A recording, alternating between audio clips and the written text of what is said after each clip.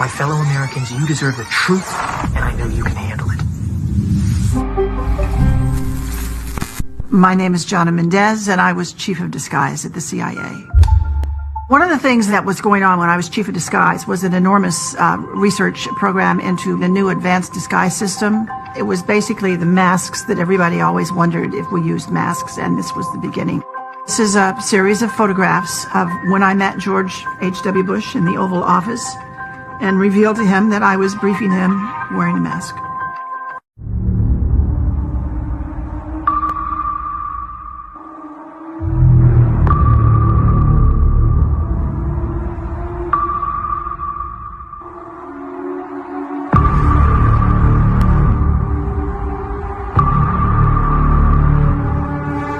Now, in particular, and regarding this photograph, it is a Getty's image photograph. If you go to the link, you can see the photographer, all those kinds of details, who took it. So what is the anomaly with this particular photograph?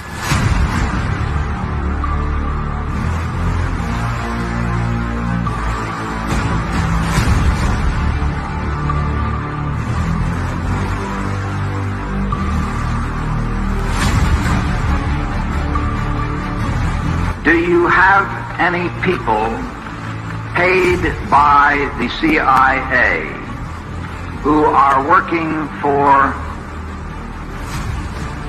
television networks? This, I think, gets into the kind of getting into the details, Mr. Chairman, that I'd like to get into in executive session.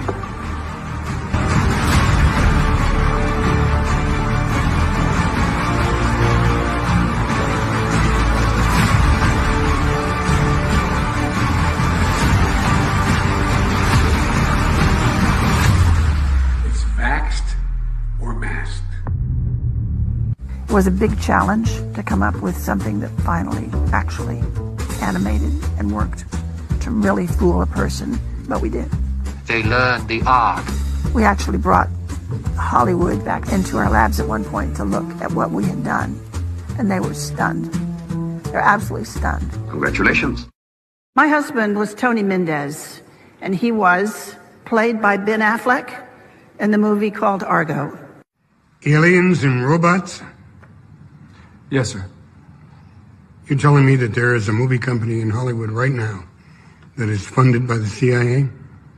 Yes, sir. Are there many actors in Hollywood who also moonlight as agents, do you think? I think there are probably quite a few, yes. I think probably Hollywood is full of CIA agents, and we just don't know it. And I wouldn't be surprised at all to discover that, this was extremely common. Tony, they didn't mention it in the movie, but Tony had deep connections to Hollywood, to the tradespeople out in LA that did a lot of things we were interested in doing.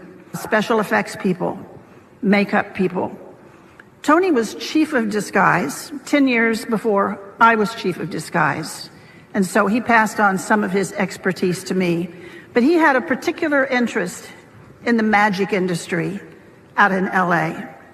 Not so much the magicians on the stage, but the people that were working behind the scenes to make that magic happen. So we went to LA and we posed some questions to them.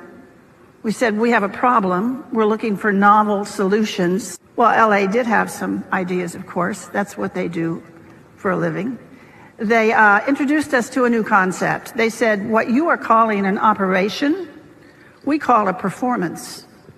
That's what we do. We put on performances. And before we start working on that performance, we have to define the stage that the performance is going to take place on. Then you have to know who your audience is. Who are you playing to? Who are you trying to fool?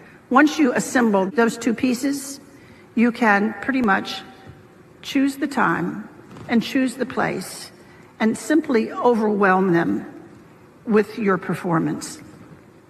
Then they showed us some tools that they used. The one that really caught our eye is what's called a stunt double mask. You all know how they're used.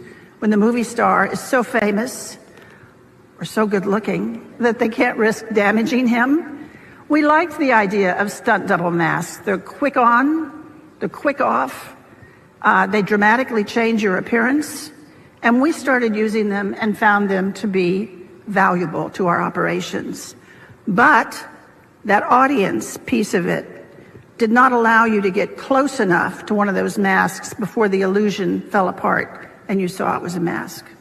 So we went back to our disguise labs out at Langley, and we invented a whole new genre of masks. Masks that are so good, that are so realistic, that you can actually get up close and have a personal contact with someone for an extended period of time.